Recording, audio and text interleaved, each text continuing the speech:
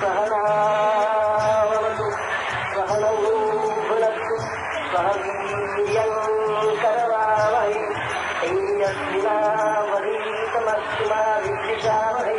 ॐ शान्ति शान्ति शान्ति। स्वामात्मस्वरूपो मां नर्मदानी असीम अशक्त कृपाથી ગઈ કાલના બ્રહ્મજ્ઞાન કાલના મધુર સંસ્મરણો હજી મગજમાં તાજા જ છે. એટલામાં ગંધાના આ પ્રેમ સંમેલનમાં આપણે બધા આત્મભાવને પાછા મળીએ છીએ. ગંધામાં આવવાનો આ ત્રીજો પ્રસંગ છે. મહાત્મા ગંગાસરનું શ્રી ઈચ્છાદાના ને ગામલોકના આ નિરપેક્ષ વિશુદ્ધ પ્રેમને વિસ્તારનું હું શું જણાવું. એ પરમપિતા પરમેશ્વર આપણા ઉભયનું સંરક્ષણ કરે. એક સંરક્ષિત ને બીજા ઉપેક્ષિત કે અરક્ષિત રહે તો કાર્યકરી બંનેનો નાશ થાય. આપણે બંને ઐશ્વર્ય રહીએ ને વિવિધ પ્રકારના સુખોપભોગ ભોગવીએ.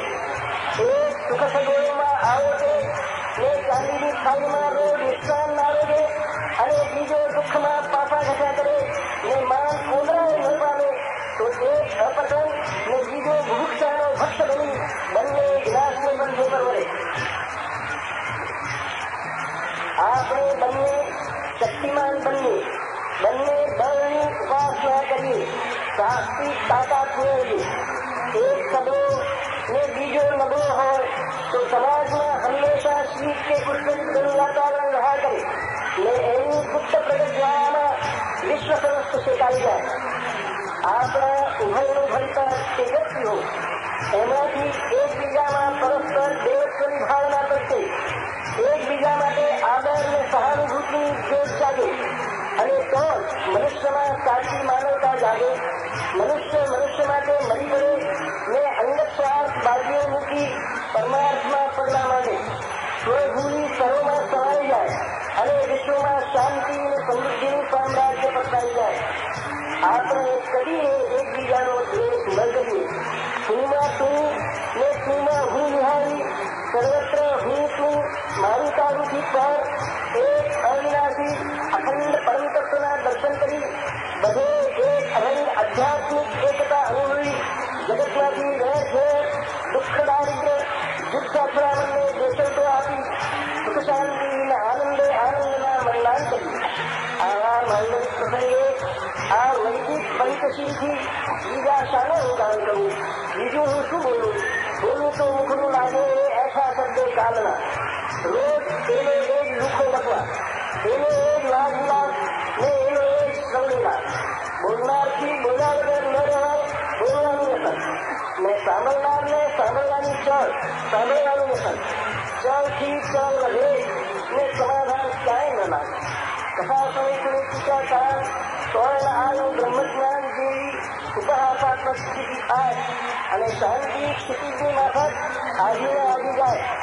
એક કાને સાંભળ્યું, બીજે કાને કાઢી નાખ્યું. આમ ક્યાં સુધી? એક શબ્દ સન્નગહિતા સન્ન પ્રયુક્તા સ્વર્ગે લોકે કામદુઃખ. એક જ શબ્દ સારી રીતે આત્મસાત કરવામાં આવે ને યોગ્ય રીતે આચરણમાં ઉતારાય તો સ્વર્ગલોકમાં પણ કામનું પ્રમાણે ઈચ્છિત ફળ આપે તો મૃત્યુલોકમાં શું ન થાય? થોડું પણ સારું સાંભળો, પણ વિચારો વધારે ને વિવેકની ચાલીથી ચાલી એ આચરણમાં ઉતારો. ભગવાન યાજ્ઞવલ્ક્ય કહે છે કે જ્ઞાનમ ભારસ્ત્રિયામીના આચરણમાં ન ઉતારેલું જ્ઞાન કેવળ ભારરૂપ છે. જમીનમાં દાટેલા થઈ ગયું છે, કેવળ મગજને અજામણ રૂપ છે. જમીનમાંથી બહાર કાઢી ઉપયોગમાં ન લેવાય તો એ ધન શા કામનું છે? કહેવા માત્રનું ધન ચંદનના શણગાર જેવું છે, બકરાના ગળાના આંચલ જેવું છે. પોતીમાનું ધન બહાર નીકળી પેટમાં ન આવે તો શા કામનું? ત્યાં રહ્યું તે સડી જાય ને ઘરમાં બધે ઈયળો ઉભરાય. ધન કે ધાન્યના સંગ્રહની માફક કેવળ શ્રુતિસંગ્રહ પણ નિરર્થક છે. નથી એથી પોતાની ભૂખ ભાગતી કે નથી બીજાની. અને તેથી આજકાલ વધતા જતા કથાવાર્તા, વ્યાખ્યાન પ્રવચન, ભજન કીર્તન થતા સમાજમાં અશાંતિ, અસંતોષ, અકળામણ, રાગદ્વેષ, વેર ઝઘડા, પરસ્પર અથડામણ,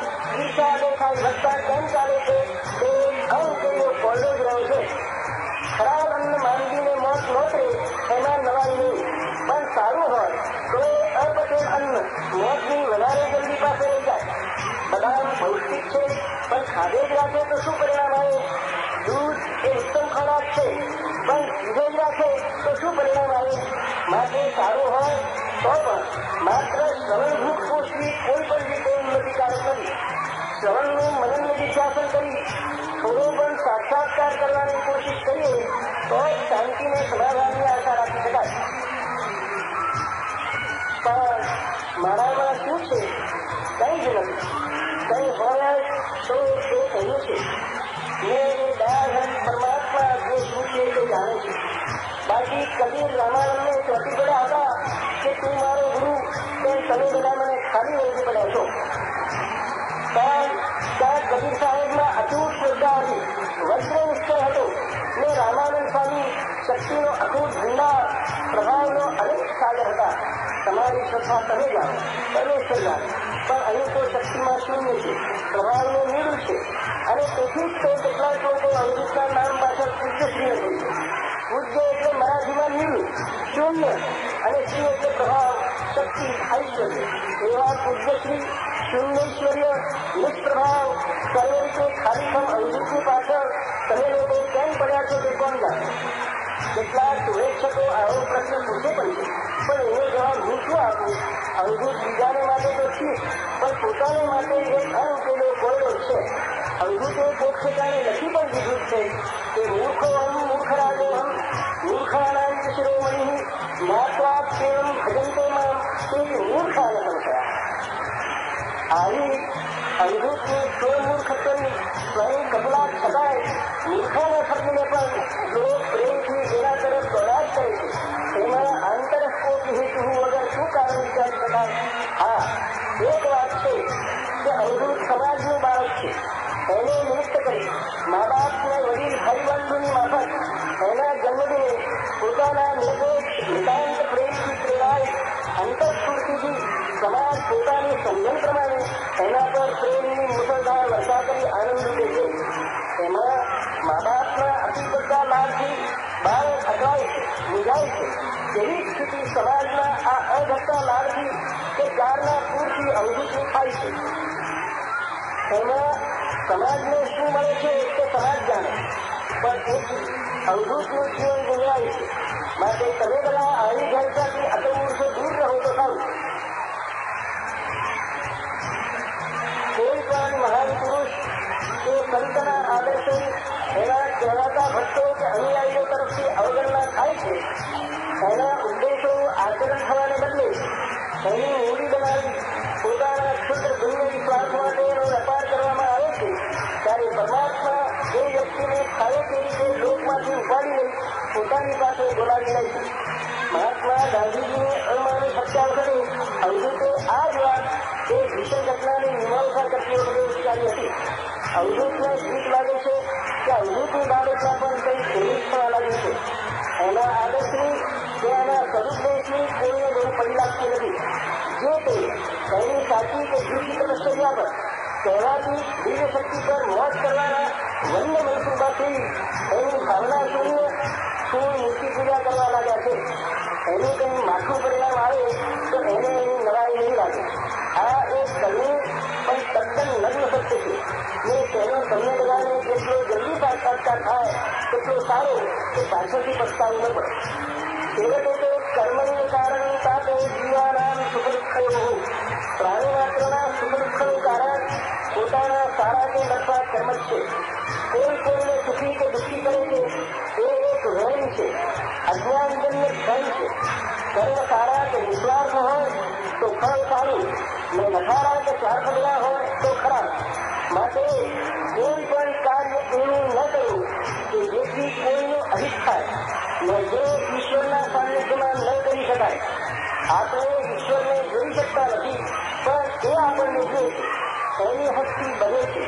આપણે જે ધરતી પર ઉભા રહી કર્મ કરીએ છીએ, જે આકાશી કે મનસુબા રહીએ છીએ, જે હવામાં હાલચાલ કરીએ છીએ, તે ધરતી, તે આકાશ, તે હવા આપણા કર્મની સાક્ષી છે ને ઈશ્વરની પાસે આપની વૃદ્ધ કે કચેરીમાં શું થાય છે.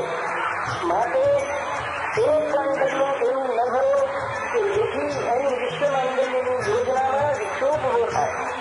એવો એક પણ શ્વાસ ન લો કે જેથી એની વિશ્વોત્ક્રાંતિની ગતિમાં અવરોધ પેદા થાય.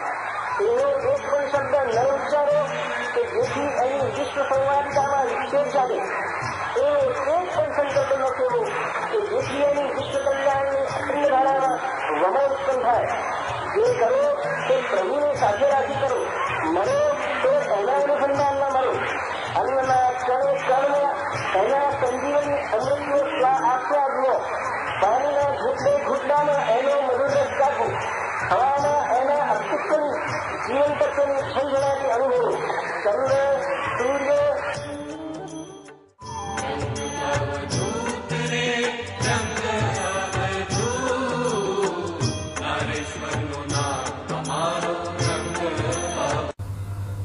અન્નના કણે કણમાં એના સંજીવની અમૃતનો આસ્વાદ લો. પાણીના ઘૂંટડે ઘૂંટડામાં એનો મધુર રસ ચાખો. હવામાં એના અસ્તિત્વની જીવન તત્વની ઝણઝણાટી અનુભવો. ચંદ્ર સૂર્ય તારા અગ્નિના ઝગઝગાટમાં એનો દિવ્ય પ્રકાશ જુઓ. પ્રાણી માત્રમાં એનું નિર્મળ પ્રતિબિંબ જુઓ. શબ્દ માત્રમાં એનો આદેશ શ્રવણ કરો ને એના અસ્તિત્વથી જીવન બધું ભરી દઈ એની અસ્મિતામાં જીવતા શીખો. એના હાથનું રમકડું થઈ એ રમાડે તેમ રમો ને મોતનીય બીક ન રાખો. શ્વાસે શ્વાસમાં એનું નામ જપો. રોમે રોમમાં એની હાજરીનો આનંદ અનુભવો ને કાળનીએ પરવા ન કરો. કાળ પણ તમારી આજ્ઞાની રાહ જોતો હાથ જોડી તમારી સમક્ષ કિંકરની માફક ખડો રહેશે. પરમાત્મા સાથે સંબંધ જોડો ને વિશ્વ સમસ્ત તમારું મિત્ર થઈ રહેશે. સાનુકૂલે જગન્નાથે સાનુકૂલમ જગત્રયમ નાનુકૂલે જગન્નાથે નાનુકૂલમ જગત્રયમ. એ સૂત્ર હંમેશા યાદ રાખો ને બધે નિર્ભય થઈ વિચરો. રાજાશાહીમાં રાજાની સાથે દોસ્તી કરવાથી જેમ દીવાનથી ચપરાસી સુધી બધા સલામ ભરતા થઈ જાય છે, તેમ પરમાત્મા સાથે મૈત્રી કરવાથી અનુસંધાન જોડવાથી દુષ્ટ ગ્રહાદી પણ તમારો વાળ વાંકો નહીં કરે. વિશ્વાસ રાખો. આગળ આવતી બહુ ગવાતી ને ચવાતી અષ્ટગ્રહ યુતિથી ગભરાવાની જરૂર નથી. જગન્નિયંતા પરમાત્માની નજર આગળ એ બધા રાખ છે, પટાવાળા જેવા છે. જેઓ પ્રભુના લાડીલા છે, જેમની એક ક્ષણ પણ પ્રભુના સ્મરણ વગર જતી નથી. પ્રભુ પ્રેમ, પ્રભુ ભક્તિ, પ્રભુ સ્મરણ એ જ જેનું જીવન છે તે સર્વત્ર નિર્ભય છે. એને કોઈથી ભય નથી. હરદમ પ્રભુના નામનું સંકીર્તન એ જ જેનો સાચો ખોરાક છે, તેને યમ પણ ડરાવી શકે તેમ નથી. ભૂતકાળ તમારા હાથમાંથી સરકી ગયો છે, એને ભૂલી જાઓ. ભવિષ્ય તમારા હાથમાં નથી, એ તમે જાણતા નથી. એની ભીષણ કલ્પનાઓથી કંપવાનું મૂકી દો ને નક્કર વર્તમાનનો બને તેટલો સારો ઉપયોગ કરી આનંદમાં મસ્ત રહો. હરદમ પ્રભુની યાદમાં રહો, પ્રભુની યાદમાં રહો, પ્રભુની યાદમાં રહો. અખંડ સુખનો, શાંતિનો, આનંદનો એ જ એકમેવ રાજમાર્ગ છે. ઓમ શાંતિ શાંતિ શાંતિ.